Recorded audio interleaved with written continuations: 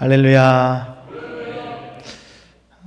우리 옆에 분들과 서로 문안하겠습니다. 말씀보다 이 시간을 더 기다리시는 것 같아요. 서로 문안하는 시간을. 그리고 매주 하니까 이게 제가 너무 힘들어요. 더 자극적인 인사를 자꾸 개발해야 되는 것 같아서 너무 힘듭니다. 옆에 분들 한번 보시고, 오늘 이렇게 인사할까요? 오늘 화장이 아주 잘 받았어요. 오늘 머리 스타일이 너무 멋지십니다. 이렇게 서로 옆에 분들 보시면서 칭찬 많이 해주시길 바랍니다. 네. 너무 아름다우세요. 여기서 보니까. 네, 정말 아름답습니다. 잘생겼다고 좀 해주세요, 저한테도. 예. 자, 모든 종교에는 이 세상에 참 종교가 많아요. 그렇죠? 종교가 참 많은데 모든 종교에는 자기들의 신을 숭배하는 의식이 있어요. 의식. 뭐 예를 들면 천주교는 미사를 드리죠. 또 불교는 뭐라죠? 법회. 뭐 법회 이런 걸 하잖아요. 그렇죠? 뭐 심지어는 무당들도 자기들의 신을 위해서 굿을 한다거나 그런 행동들을 해요. 뭔가 자기들의 신을 섬기는 그런 주술적인 행위들 혹은 종교적인 행위들 이런 것들이 있다라는 거예요. 그런 행위들이 없이 신을 섬기는 경우는 없는 것 같아요. 하다못해 먼 옛날에 뭐 이렇게 천지신명께 빌 때도 하다못해 물이라도 떠놓고 빌기라도 하잖아요. 뭐라도 하잖아요. 절을 한다든지. 그런 의식이 다 있는데 우리 개신교는 그렇게 하는 가장 기본적인 의식이 뭐죠? 예배죠. 예배. 그래서 개신교에서는 이 예배가 모든 신앙적인 행위 가운데 물론 예배 말고도 다양한 신앙적인 행위들이 있지만 가장 기본이 되는 것은 예배이고 이것은 반드시 해야 되는 신앙생활이에요. 반드시. 이게 무슨 뜻이냐면은 예전에 그런 이야기들이 있었죠. 뭐 코로나 때 한참 심했었는데 가난한 성도. 나는 교회는 안 나가지만 나는 예배는 드리지 않지만 난 하나님 믿어. 난 기독교인이야. 그런데 예배는 안 드려. 이거는 건강한 신앙이 아니라는 거예요. 하나님을 믿는 사람들에게 가장 기본적인, 가장 기초적인 신앙적인 그 행위가 예배라는 것입니다. 그런데 그런 신앙적인 행위가 우리 하나님을 믿는 사람들에게 예배로 자리 잡은 것이 언제부터인지 아세요? 언제부터냐면 예수님이 승천하신 이후부터입니다. 교회 시대 혹은 예수님의 시대, 그러니까 교회 시대 이전에 예수님의 시대에서 예배가 주로 어떤 방식으로 행해졌냐 하면은 그때 당시에는 사실은 예배 어디서 많이 드렸었죠? 그때 당시에 사람들이 이 종교적인 행위들을 어디서 많이 했냐면은 회당이라는 곳에서 많이 했어요. 회당. 그래서 어떤 방식으로 이 예배적인 행위가 진행됐냐면은 회당장이나 혹은 성인 남성이 나와서 이 구약의 말씀을 읽어요. 말씀을 읽고 그 말씀을 해석을 하는 거예요. 자기들이. 그래서 성경에 보면은 예수님도 회당에 가셔서 말씀을 읽고 그 말씀에 대해서 해석을 하시는 장면이 있을까요? 없을까요? 있습니다. 예수님 회당에서 말씀을 읽으시는 그런 장면이 성경에도 기록되어 있어요. 이 회당이 어떻게 생겼냐면은 남유다와 북이스라엘이 멸망당한 이후에 이 이스라엘 민족이 뿔뿔이 다 흩어지잖아요. 흩어졌단 말이에요. 뭐 일부는 바벨론으로 포로로 끌려가기도 하고 그러다 보니까 이 사람들이 이제 더 이상 성전에 와서 예배를 드릴 수 없게 되니까 물리적으로 뭐 오늘날 같으면 차를 타든 비행기를 타든 가겠지만 그때 당시에는 그게 불가능한 시대였으니까 자기들이 모인 곳에서 예배를 드려야겠다. 그래가지고 유대인 성인 남성 20명이 모인 곳마다 회당을 만들어가지고 회당장을 두고 그곳에서 말씀을 읽고 해석하면서 그런 하나님을 모시는 종교적인 행위를 했다라는 거예요. 근데 그 회당 이전에는 그러면은 그 회당의 시대가 있었고 회당 이전에는 어떻게 종교적인 행위를 했었죠? 어디서 예배를 드렸었죠? 성전이죠. 성전. 회당이 생기게 된 이유는 성전이 파괴되었기 때문이에요. 성전이 파괴되었기 때문이에요. 성전 시대는 솔로몬이 성전을 건축하면서 시작됐고, 그리고 유다가 멸망당할 때 성전이 무너졌죠. 그리고 포로 시대 이후에 복귀한 사람들로 인해서 스룹바벨 성전이 건축이 되었고, 또 이후에 예수님의 시대에 헤롯 성전이 건축이 되었지만, 어쨌든 이 성전이 유다가 멸망하면서 무너지면서 회당 시대가 시작된 거였거든요. 그렇다면 이 성전이 건축되기 전에는 어디에서 예배를 드렸었을까요? 성막이라고 불리는 곳에서 예배를 드렸어요. 성막. 성막은 우리가 알고 있는 것처럼 하나님께서 출애굽기에서 이스라엘 백성에게 명령하신 거예요. 성막을 짓고 이곳에서 너희가 나를 향해서 제사를 드려라. 그래서 이스라엘 백성들이 언제부터 하나님을 향해서 본격적으로 이 종교적인 행위를 시작했냐 하면 성막이 지어지고 나서부터예요. 성막이 지어지고 나서부터. 그리고 성막에서 가장 중요한 곳이 어디냐면은 성소, 그 중에서도 지성소였죠. 이 지성소에는 하나님의 임재를 상징하는 세 가지의 물건이 있었습니다. 뭔지 기억하시나요? 뭐죠? 언약궤, 여호와의 언약궤, 그리고 아론의 쌍난 지팡이, 그리고 만나를 담은 항아리, 이렇게 세 개가 있었죠. 그 중에서도 특히 언약궤는 하나님의 임재를 상징하는 것으로 여겨졌었어요. 그러니까 아주 오래전에 이스라엘 백성들이 하나님께 예배를 드릴 때 그들이 가장 중요하게 생각했던 것, 반드시 그들에게 필요했던 것이 뭐였냐면 언약궤였어요. 언약궤. 오늘 우리가 읽은 본문은 이 언약궤가 기럇 여아림이라는 곳으로 옮겨지는 과정을 기록한 말씀이에요. 그러면 왜 언약궤가 기럇 여아림으로 옮겨지게 되었느냐, 이 말씀이 왜 기록되었느냐 하는 것이죠. 사실 언약궤는 원래 어디 있었냐면 기럇 여아림에 있었던 게 아니에요. 그러니까 이쪽으로 옮겨졌다는 건 원래 거기에 있었다는 게 아니라는 거죠. 이스라엘 백성이 출애굽 시대 때 광야에서 장막을 세우고 그 회막에서 뭐 장막이라고도 하고 성막이라고도 하고 회막이라고도 하고 그곳에서 하나님께 제사를 드렸는데, 가나안으로 이제 정복해서 들어왔잖아요. 딱 정착을 하고 그러면 이제 더 이상 이 성막이 옮겨 다닐 필요가 없잖아요. 정착을 했으니까. 그러면 이 성막을 어디에 정착을 시켰을까요? 예루살렘이 아니고 어디에 정착을 시켰냐면 실로라는 곳에 정착을 시켰어요. 실로. 여호수아서 18장 1절 말씀에 보면은 이스라엘 자손의 온 회중이 실로에 모여서 거기에 회막을 세웠으며 그 땅은 그들 앞에서 돌아와 정복되었더라 라고 말씀하고 있어요. 실로에 그 장막을 세우고 회막을 세우고 그곳에 언약궤를 뒀어요. 그리고 비로소 땅 분배를 마치고 이제 사사시대로 들어가게 되는 거예요. 그러니까 출애굽이 언제 끝났느냐에 뭐 같이 사람들마다 기준이 다 다르겠지만 이 언약궤가 딱 정착을 하고 땅 분배가 딱 마치면서 출애굽 시대가 딱 끝나거든요. 그때부터 이제 사사시대로 들어가는 거예요. 그런데 이스라엘 백성이 사사시대에 하나님께 범죄하고 또 이 예배가 온전하게 세워지지 못하고 그러다가 결국 제사장 엘리의 때에 문제가 생기죠.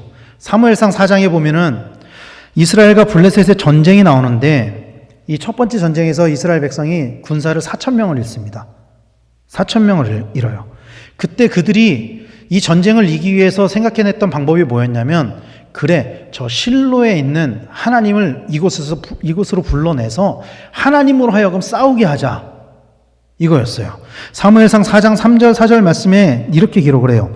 백성이 진영으로 돌아오매 이스라엘 장로들이 이르되 여호와께서 어찌하여 우리에게 오늘 블레셋 사람들 앞에 패하게 하였는고, 여호와의 언약궤를 실로에서 우리에게로 가져다가 우리 중에 있게 하여 그것들로 우리를 우리 원수들의 손에서 구원하게 하자 하니, 이에 백성이 실로에 사람을 보내어 그룹 사이에 계신 만군의 여호와의 언약궤를 거기서 가져왔고, 엘리의 두 아들 홈니와 비느하스는 하나님의 언약궤와 함께 거기에 있었더라, 이렇게 말씀하고 있어요. 이 말씀을 상상하면 이런 거예요. 이스라엘이 전쟁을 나가서 패했는데, 패하고 나니까 우리가 이기기 위해서는 하나님의 도움이 필요하다. 그러면 하나님이 이곳에 오시게 하려면 어떻게 해야 되지? 언약궤를 가져와야 되겠다. 그래서 오늘 말씀해 보면은 그룹 사이에 계신 만군의 여호와의 언약궤를 가져왔다라고 기록을 하고 있어요. 이 사무엘상 4장 4절 말씀에. 그룹 사이에 계신다는 것은 이 성소와 지성소를 나누는 휘장에 그룹이 새겨져 있었거든요. 그 안에 있는 언약궤를 끄집어 내왔다는 거예요. 지성소에는 아무도 못 들어가요. 우리가 알고 있는 것처럼 1년에 한 번 대제사장만 들어갈 수 있는데 그거를 끄집어 내온 거예요. 그들이 언약궤를 가져왔을 때 이스라엘 백성들, 이 전쟁에 나간 이스라엘 백성들의 분위기가 어땠냐면은 어땠을까요? 와, 이제 우리가 이기겠다. 하나님께서 우리와 함께 계신다. 하나님께서 우리를 도우신다. 반대편에 있는 블레셋은 두려워했어요. 저들의 신이 왔다. 왜냐하면 이 언약궤가 하나님의 임재를 상징하는 것이었기 때문이에요. 그런데 하나님은 그곳에 임재하지 않으셨어요. 언약궤가 왔음에도 불구하고 그들을 돕지 않았습니다. 그 전쟁의 결과로 이스라엘은 철저하게 패했어요. 어느 정도로 패했냐면 언약궤를 블레셋에 빼앗겼습니다. 그리고 홈니와 비느하스, 엘리의 두 아들, 제사장 엘리의 두 아들인 홈니와 비느하스가 전쟁에서 죽었고요.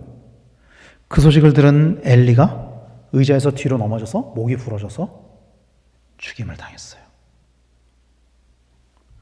고대 근동지방의 전쟁은 사실 몇 번 말씀드렸지만 신과 신의 대결로 여겨졌었어요. 신과 신의 대결.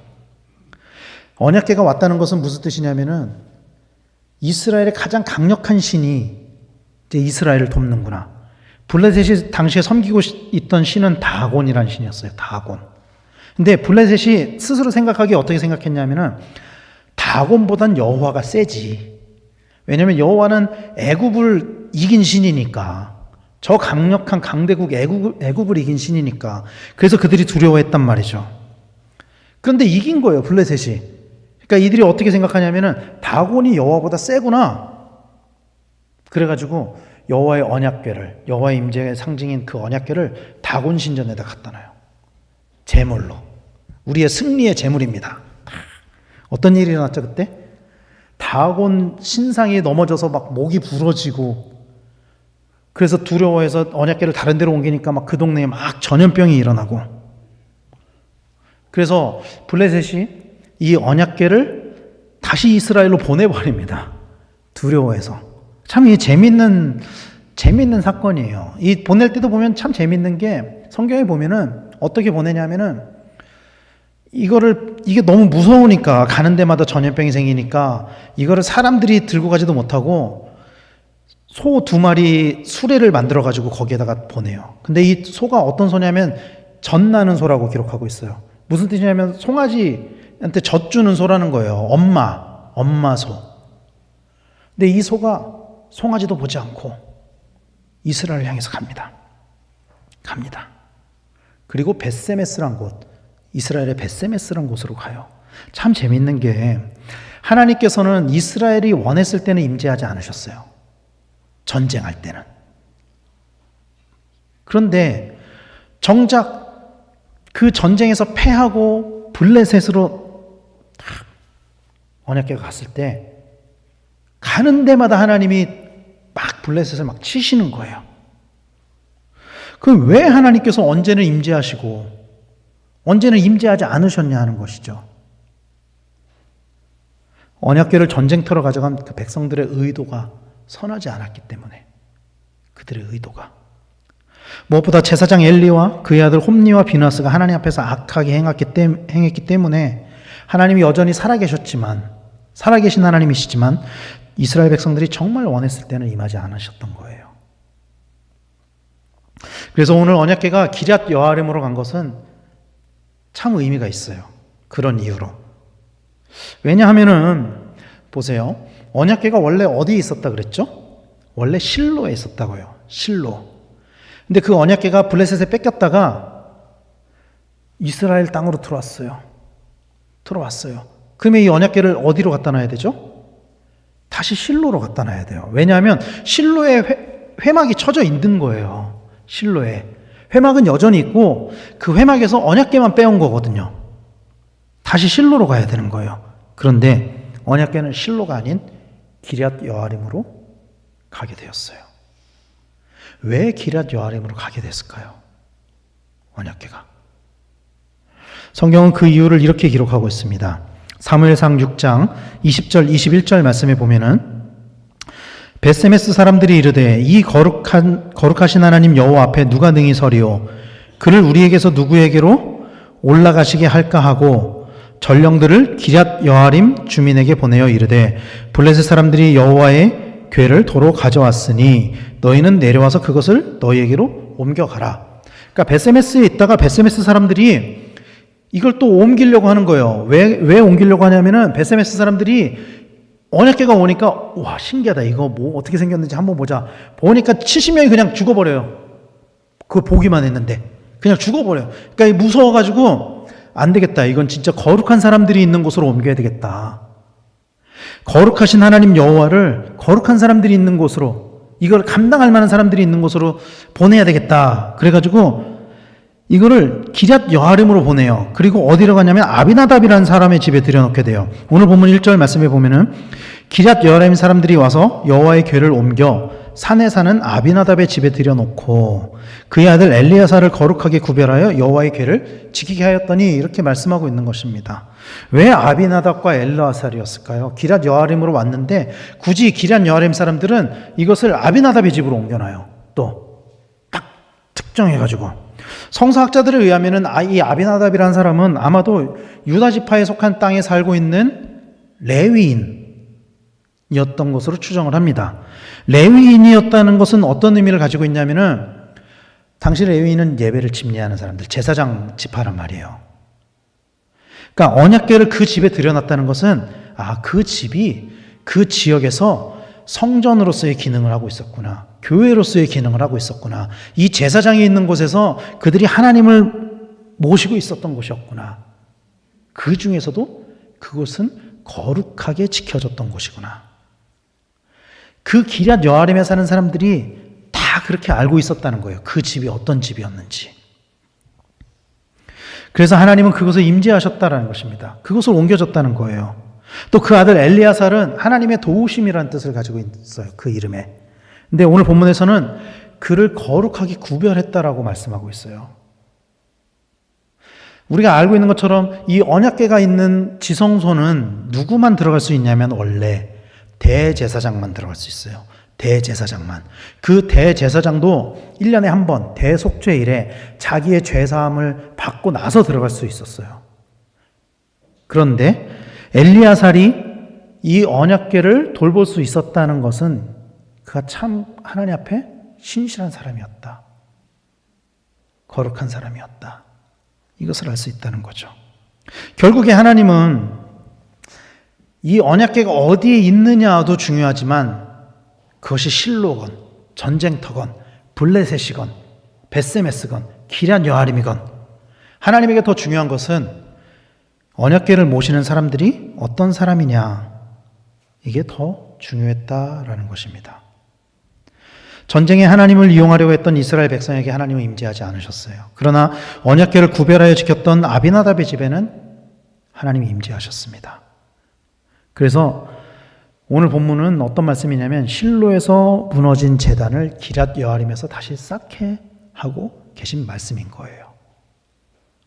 그리고 우리가 알고 있는 것처럼 오늘 본문 2절에 보면은 언약궤가 기럇 여아림에 20년 머물렀다고 말씀하고 있어요. 20년 머물고 이 언약궤가 그러면 나중에 또 어디론가 옮겨지거든요. 나중에 어디론가 옮겨지는데 이게 어디로 옮겨지냐면 나중에 다윗이 이 언약궤를 모셔오는 그런 말씀이 있기까지 기럇 여아림에 있었다라는 거예요. 근데 재미있는 것은 오늘 본문에서는 20년을 머물렀다라고 말씀하고 있거든요. 그렇죠? 20년을 머물렀다라고 말씀하고 있는데 사실 이 언약궤가 기럇 여아림에 들어간 때와 다윗이 언약궤를 다시 모시게 된 때가 그냥 물리적으로 봐도 20년보다 훨씬 길어요. 훨씬 길어요. 왜냐하면 이 사이에는 사울의 통치 기간 40년이 있고요. 그 다음에 이 전쟁이 일어났을 때, 그러니까 엘리와 홈리 비느하스가 죽었을 때 사무엘은 아직 어린아이였거든요. 사무엘이 이스라엘을 통치하기까지의 그 성인이 되기까지의 기간도 있었고요. 또 다윗이 통치하고 난 이후에 이 언약궤를 모시는 과정까지 아마도 최소 60년 정도는 기럇 여아림에 있었을 것으로 추정을 해요. 그런데 성경은 이 기간을 20년으로 기록하고 있어요. 왜 20년으로 기록하고 있느냐는 거죠. 오늘 본문 이후에 나온 말씀을 보면 이것을 왜 20년으로 기록하고 있는지를 추정할 수 있습니다. 언약궤가 기럇 여아림에 오게 된 때는 제사장 엘리가 죽은 지 얼마 안 됐을 때예요. 그리고 이때는 사무엘이 어린 나이에 일어났던 일이고 이후에 사무엘이 이스라엘을 사사로서 다스리게 되는 거죠. 사무엘이 이스라엘을 다스리면서 가장 먼저 한 일이 뭐였냐면 성인이 된 사무엘이 이스라엘을 다스릴 때 가장 먼저 한 일이 블레셋의 바알과 아스다롯을 제거한 거예요. 블레셋의 신, 잡신들을 제거한 거예요. 그리고 이스라엘 백성들을 모아서 금식하며 회개운동을 한 거예요.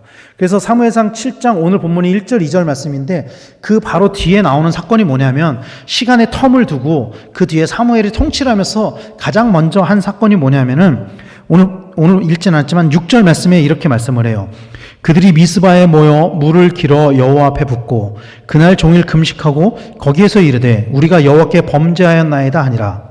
사무엘이 미스바에서 이스라엘 자손을 다스리니라. 이 미스바 대성회라고 불리는 이 집회가 있기까지의 기간을 많은 성서학자들은 대략 20년 정도 걸렸을 것이다라고 추정을 해요. 이게 무슨 뜻이냐면은 이스라엘이 실로에서 언약궤가 나와서 예배가 무너지고 나서 다시 예배가 회복되기까지의 그 기간을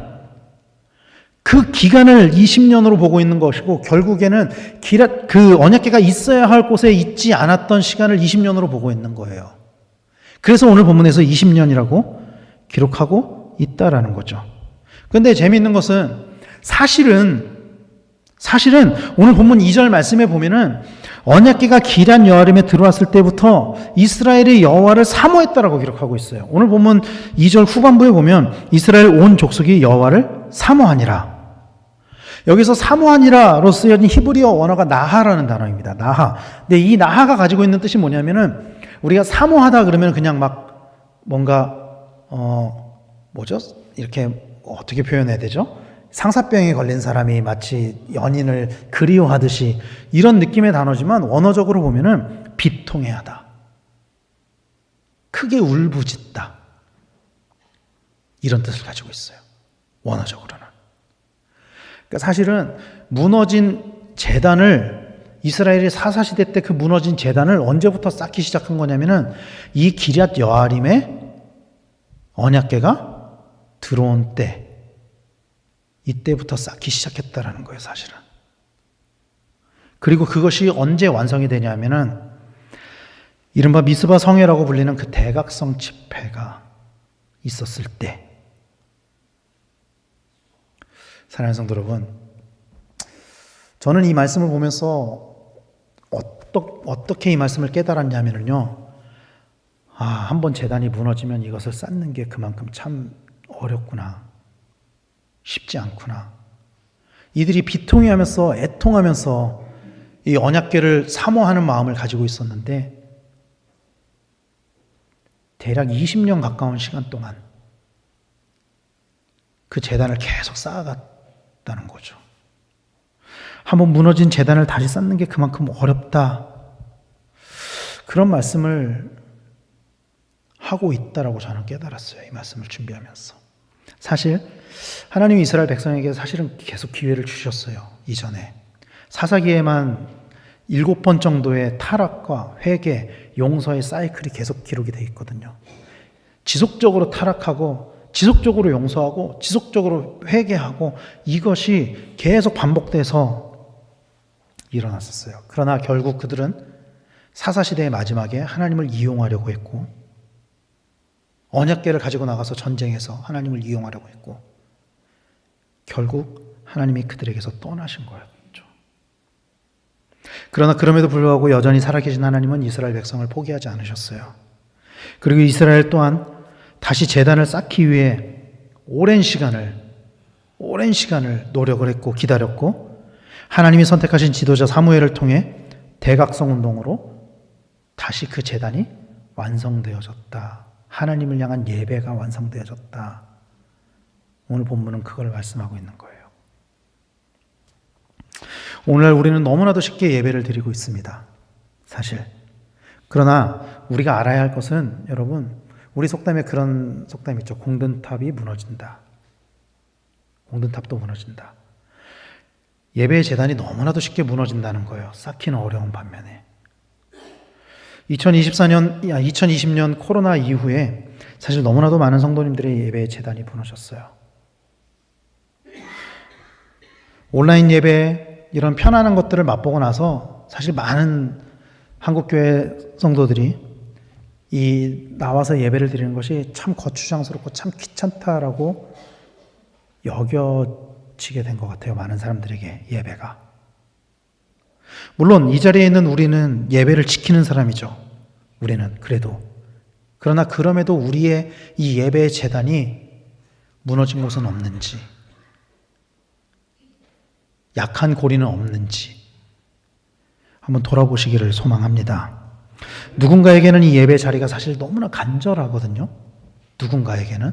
우리는 너무나 편하게 예배를 드리지만, 근데 누군가에게는 간절하지만 누군가에게는 그 예배 자리가 귀찮고 피곤한 자리가 되어버리기도 한다라는 거예요.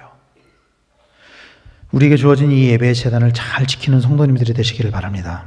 요한복음 4장에 보면은요, 예수님과 사마리아 여인과의 대화가 나와요. 그 자리에서 사마리아 여인은 예수님에게 이렇게 물어봅니다. 요한복음 4장 20절 말씀에 우리말 성경으로 우리 조상들은 이 산에서 예배를 드렸는데 당신네 유대 사람들은 예배는 예루살렘에서만 드려야 한다라고 말합니다. 이 사마리아 여인의 이 말은 틀린 말은 아니에요. 율법 시대의 예배는 지성소가 있는 곳에서 드려야만 했어요. 언약궤가 있는 곳에서 드려야만 했어요. 사실. 이 질문에 담긴 의미는 그래서 어떤 의미냐면 사실은 유대인들은 사마리아인들을 예루살렘에 들어오지도 못하게 하면서 예배는 예루살렘에서만 드려야 한다고 합니다. 이런 질문이에요. 즉 자신들이 가지고 있는 이 예배에 대한 갈급함을 예수님 앞에서 드러내고 있는 것입니다. 사마리아 사람들은 그런 유대인들의 조치에 예루살렘에 못 들어오게 하니까, 자기들을 멸시하니까 어떻게 했냐면 자기들이 있는 곳에서 자체적으로 예배를 드렸어요. 자체적으로. 물론 그 예배도 온전한 예배는 아니었어요. 이 질문에 대해서 예수님이 이렇게 대답하셨습니다. 21절 말씀에 예수께서 이르시되 여자여 내 말을 들으라. 이 산에서도 말고 예루살렘에서도 말고 너희가 아버지께 예배할 때가 이르리라. 그러면서 23절 24절 말씀에 아버지께 참되게 예배하는 자들은 영과 진리로 예배할 때가 오나니 곧 이때라. 아버지께서는 자기에게 이렇게 예배하는 자들을 찾으시느니라. 하나님은 영이시니 예배하는 자가 영과 진리로 예배할지니라. 예배를 드리는 사람은 영과 진리로 예배할 때가 오고 그렇게 예배를 드려야 하며 하나님께서 그런 사람을 찾으신다라고 말씀하고 있는 것입니다. 결국 중요한 것은 예배를 예루살렘에서 드리는 것이 중요한 것이냐, 사마리아에 있는 산에서 드리는 것이 중요한 것이냐, 실로에서 드리는 것이 중요한 것이냐, 기럇 여아림에서 드리는 것이 중요한 것이냐가 아니라 결국 중요한 것은 영과 진리로 하나님을 사모하며 예배하는 사람, 그곳이 중요하다는 거예요. 그곳이 거룩한 곳이라는 거예요. 그곳이 하나님이 임재하시는 곳이라는 것입니다. 사랑하는 성도 여러분, 우리가 그런 사람이 되기를 소망합니다. 하나님이 찾으시는 그 한 사람 예배자, 이 여호와의 언약궤를 우리 집에 모셔둘 것을 감당할 만한 사람, 하나님의 임재를 감당할 만한 성전으로서 준비된 사람, 그래서 우리가 거룩한 곳이 되는 그런 성도님들이 되시기를 간절히 소망합니다. 혹시 우리 안에 이 무너진 재단이 있다면은 그래서 여러분 다시 쌓으시길 바랍니다. 부족한 부분들이 있다면 여러분 보수하시길 바랍니다. 그래서 하나님이 임재하시는 온전한 재단으로서, 온전한 성전으로서 그런 삶을 살아가는 우리 성도님들이 되시길 바랍니다. 우리가 다 아는 것처럼 언약궤는 먼 훗날 결국 성전으로 돌아가요. 아까 말씀드린 것처럼. 다윗이 왕 위에 오른 후에 언약궤를 예루살렘으로 옮기려고 합니다. 근데 그때 또 사건이 일어나요. 그때 상황을 사무엘하 6장 3절은 이렇게 기록하고 있어요. 그들이 하나님의 궤를 새 수레에 싣고 산에 있는 아비나답의 집에서 나오는데 아비나답의 아들 우사와 아효가 그 새 수레를 모니라. 자, 보세요. 수레가 나올 때의 모습은 어떻게 묘사하고 있냐면은 아비나답의 집에서 수레가 나오는데, 언약궤가 다시 나오는데, 아까 이 언약궤를 누가 모셨다 그랬죠? 아비나답의 아들 엘르아살. 그런데 나올 때는 누가 이 수레를 몰고 나오냐면 우사와 아효가 모시고 나와요. 그리고 나서 이 언약궤를 모시고 나오는 과정에서 사건이 일어나는 거예요. 어떤 사건이 일어나죠? 6절 말씀에 사무엘하 6장 6절에 그들이 나곤의 타작마당에 이르러서는 소들이 뛰므로 우사가 손을 들어 하나님의 궤를 붙들었더니 옮기는 과정에서 소들이 날뛰게 되고 우사가 이 언약궤가 떨어지면 안 되니까 이걸 딱 붙잡은 거예요. 우사가. 이 엘르아살이 아닌 아비나답의 아들 또 다른 아들인 우사가 딱 붙잡은 거죠. 그 결과 어떻게 되죠? 7절 말씀에 여호와 하나님이 우사가 잘못함으로 말미암아 진노하사 그를 그곳에서 치시니 그가 거기 하나님의 궤 곁에서 죽으니라. 이렇게 말씀하고 있어요. 사실 우사가 했던 행동은 윤리적으로 비판받을 만한 행동은 아니에요. 누구라도 그랬을지도 몰라요. 우리 중에. 언약궤를 잘 옮기기 위한 행동임에도 불구하고 하나님은 우사가 잘못했다고 여기고 계셨어요. 우사가 뭘 잘못했죠, 여러분? 우사가 잘못했던 것은 사실은 뭐였냐면은 레위인이라도 만지지 말라고 했던 언약궤를 만진 거였어요. 이것은 우리의 기준, 우리의 가치관으로 보면은 사실은 잘못한 게 아니죠. 잘한 거죠. 그러나 하나님의 기준, 하나님의 가치관으로 보면 이것은 잘못된 행동이었어요. 민수기 4장 15절에 보면은 진영을 떠날 때 아론과 그의 아들들이 성소와 성소의 모든 기구 덮는 일을 마치거든 고핫 자손들이 와서 맬 것이니라. 그러나 성물은 만지지 말라. 그들이 죽으리라. 회막 물건 중에서 이것들은 고핫 자손이 맬 것이며, 인간의 기준으로 보면은 사실 비난받을 만한 일은 아니었지만 하나님의 기준으로 보면 그건 잘못된 일이었어요. 우사가 했던 행동은. 우사는 하나님의 명령을 어기고 잘못된 열심으로 인해서 죽임을 당했습니다.